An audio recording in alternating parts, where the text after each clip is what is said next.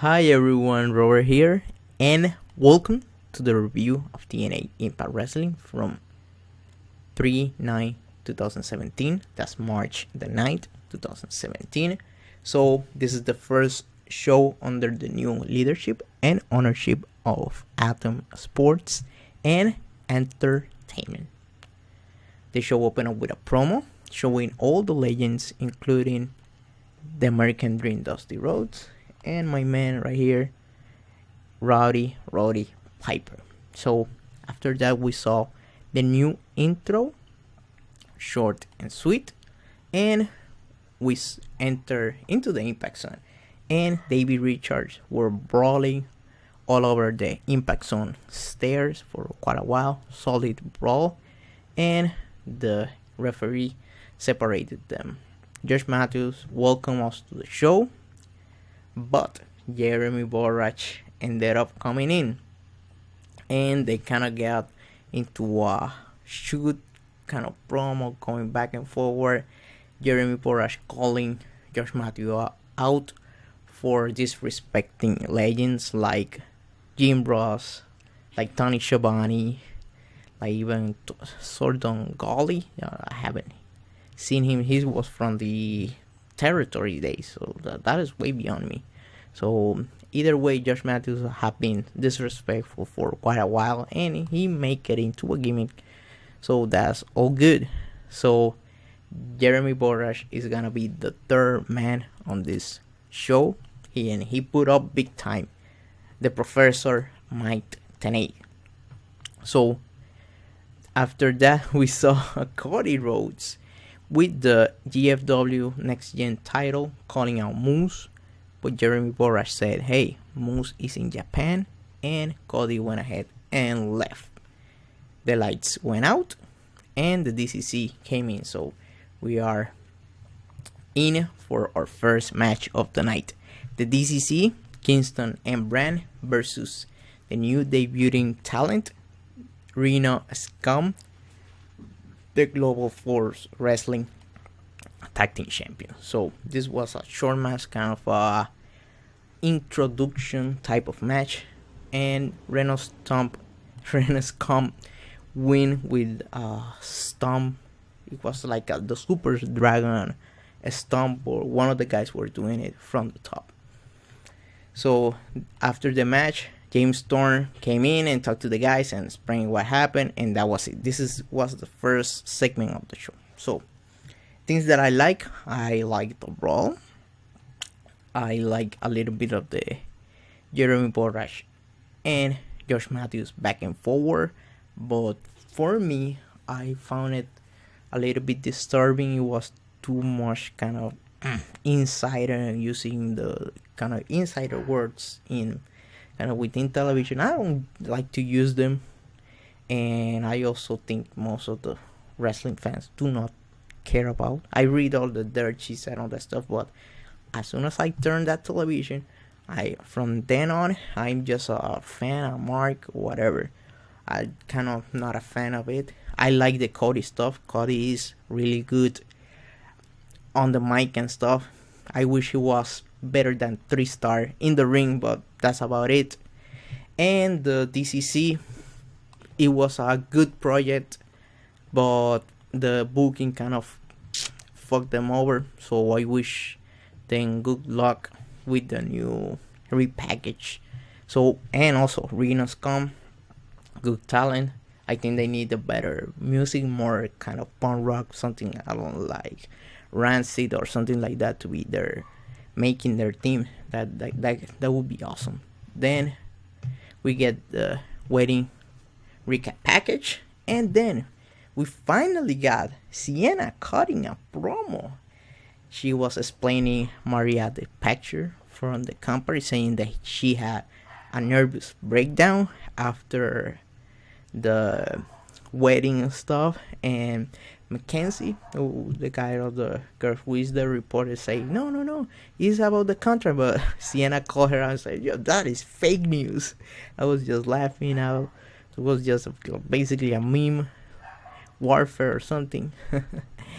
Great job by Sienna. This is something that I think TNA should in the future should put more of her on the mic. She sounded interesting, clear to the point, and on character. So that is good. And after the promo and the final stage, she said that she will beat Alin in the near future. Second match of the night, Khaled Conley versus Marcelo Rocket versus DJC versus Braxton Starter. DJC at the beginning with the top suicide dive. Then we saw Marcelo hitting a couple of corner power bombs. Then Marcelo receiving a triple drop kick. Then Alin went to the second rope outside and did a body splash to Marcelo. He came into the ring. He ended up being pinned by Braxton Starter. So the winner was Braxton Starter. After the match, Louder Vanessa, she came to the ramp with all the wedding gown, and she was pointing at Braxton Starter and Allen. So that feud will continue, hopefully until the Slammiversary. Next, we got short promo of the Broken Hearts fighting the Kangaroo, Smokey Joe, something like that. Whatever. Next match, third match of the night. Sienna versus the debuting Rachel Ellering. Ellering, at the beginning, she was a Bosch Fest. She was almost with Bailey. My God, like in the beginning, she was kind of green. After kind of that, she did the STO, and then she got like her act together. But at the beginning, hopefully it was just her being nervous, but it didn't look that kind of good. It looked kind of like not up to the knockout standard. So then she did the springboard spinning leg drop, and Sienna was able to hit the silencer and win. So Ellering came in to do the job. Well, that's good. Sienna is where the money is at. She's more polished. Next, we got Bruce Prichard coming down to the ring. And he went ahead, got a promo on Impact Greatness. And he said, hey, we had, when I was working here in 2011, we had a batch of talent, and we never kind of make it to the next level. And he said that the name TNA is officially dead. He said, hey, after Anthem came in, they went looking for the best talent out there, and they called me, someone who was there when Hulk Hogan, The Rock, John Cena, Stone Cold Steve Austin, all those guys were Star Rocker, and he was part of that wrestling legacy. And he's like, hey, let's start by the head first. So let me call out the face of TNA Impact Wrestling, the TNA World Heavyweight Champion, the Destroyer, Bobby Lashley. Lashley came to the ring, and he talked about his own greatness, saying that he beat up Angle, Drew Galloway, Jeff Hardy, EC3, everyone that had been in his past. He have ended up beating them. And Alberto Del Rio show up, and Lashley grabbed the mic and looked down his face and say, hey, you better not make the same mistake that everybody else that come here have been trying to do. And Alberto called him a perro, that is mean a dog, and told him that, hey, you may have been all of those people, but you haven't beat me. EC3 came in and told Alberto, hey, Alberto, you cannot jump ahead of the line, and call him a bitch. And Lashley went ahead and dismissed EC3, saying, hey, I have beat you 2,000 times and I'm not interested in facing you.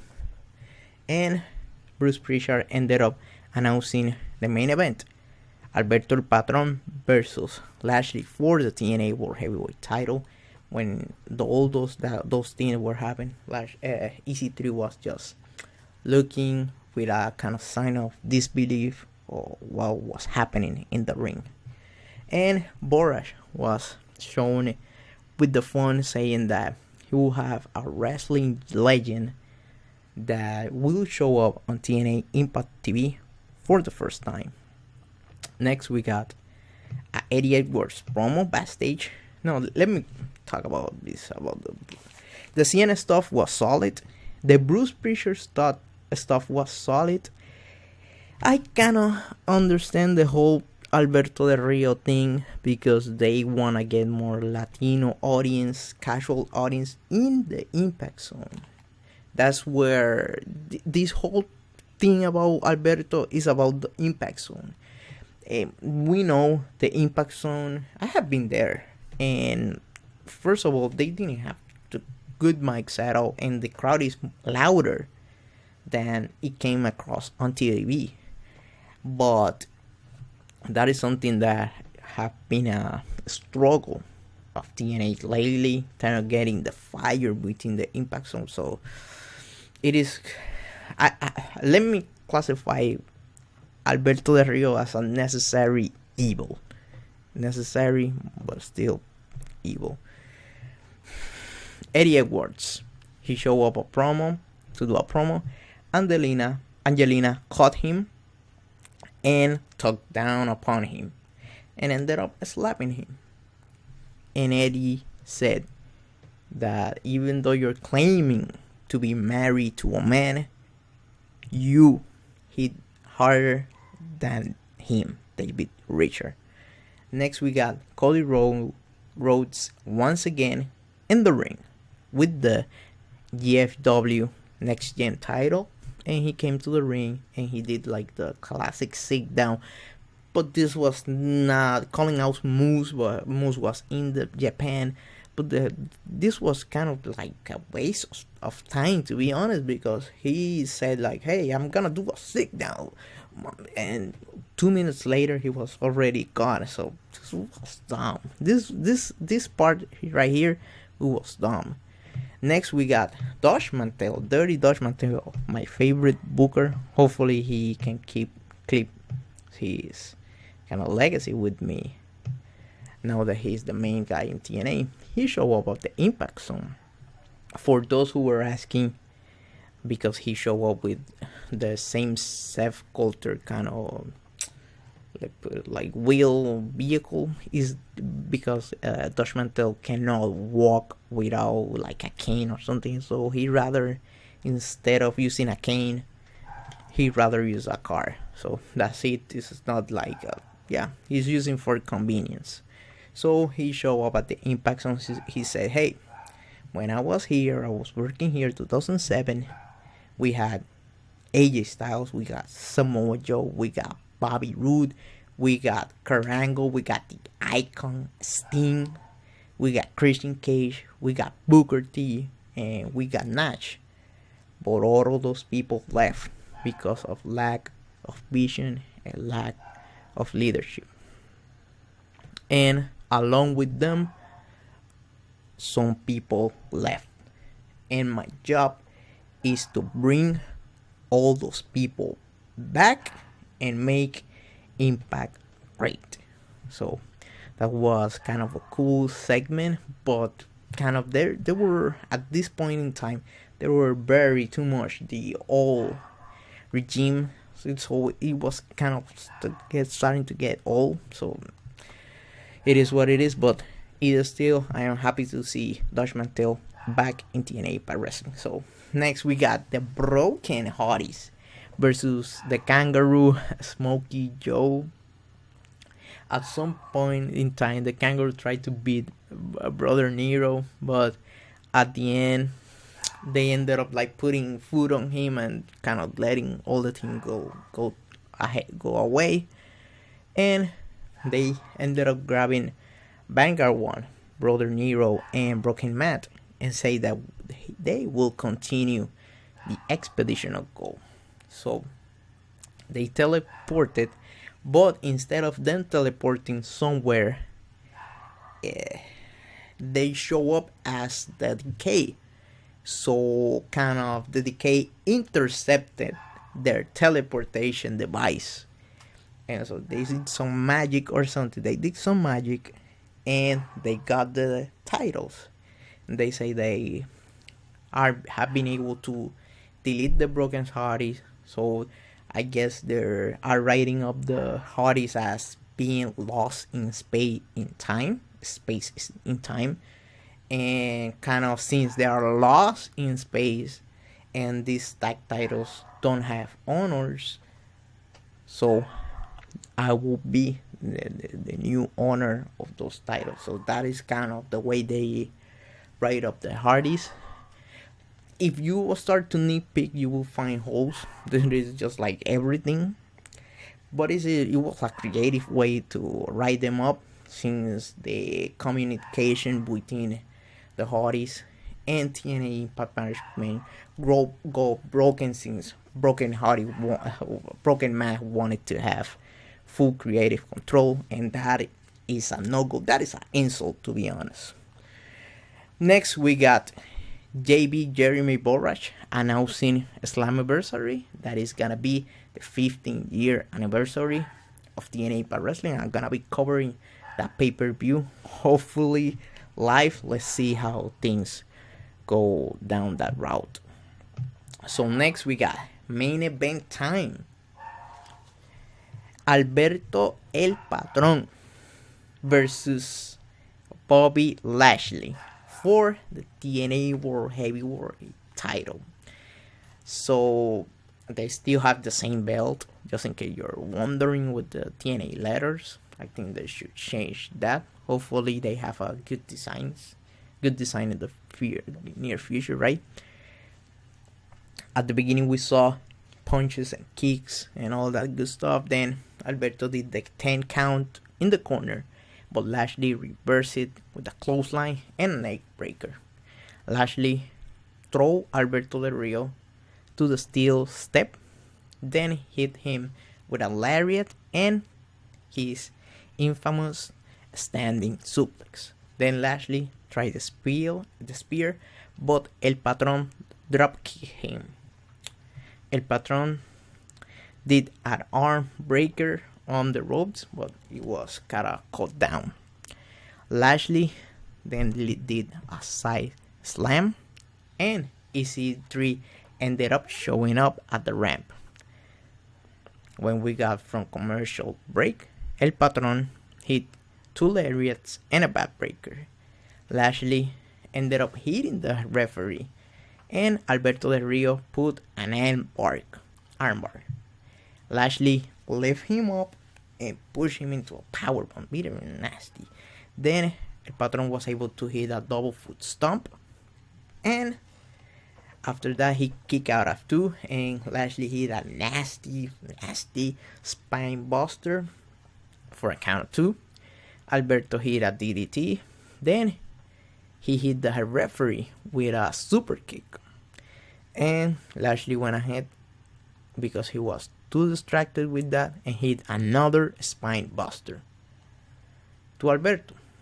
Alberto hit a super kick on Lashley after another referee bump and hit him with the belt and pin him. So the winner and new TNA Impact Wrestling champion, it is Alberto El Patron.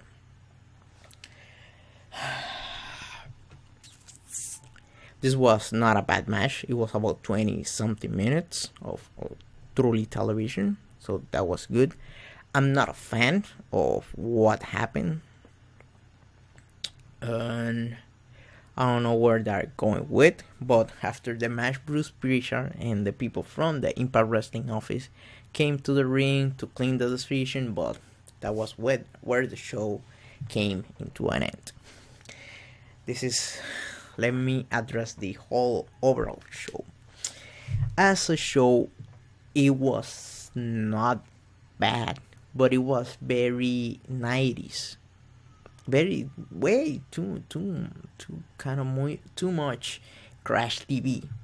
Too much Crash TV for the modern era. I know they're trying to kind of, let's say, bring attention to their product, but I don't think this is the way to go. Even though they gave us a good solid match, uh, the booking style is kind of outdated since it's from the 90s, and they're bringing back some of the old guys, and they're bringing kind of the old booking style, but they're bringing the best stuff about the booking team. If you want to appeal to the old audience, for the people who have been watching the show since their days on Spike TV, since the good old days, AJ Styles, Samoa Joe, Christopher Daniels, you should bring their good aspect and try to avoid the bad aspect. They're bringing the good stuff, but also they're bringing the crash booking, the referee bumps. I'm not in favor of that, especially for the world title. I know kind of where this is going, but I'd rather, at least it was on TV, so I cannot complain that much. I'm not gonna nitpick and shit, because at the end of the day, this was just a TV title match, TV match. So hopefully, when they get on pay-per-view on Slammiversary, they don't do this kind of shit, trash, referee bomb field main event. They keep the main event clean for those paying customers. So this is all I have to say about TNA Impact Wrestling.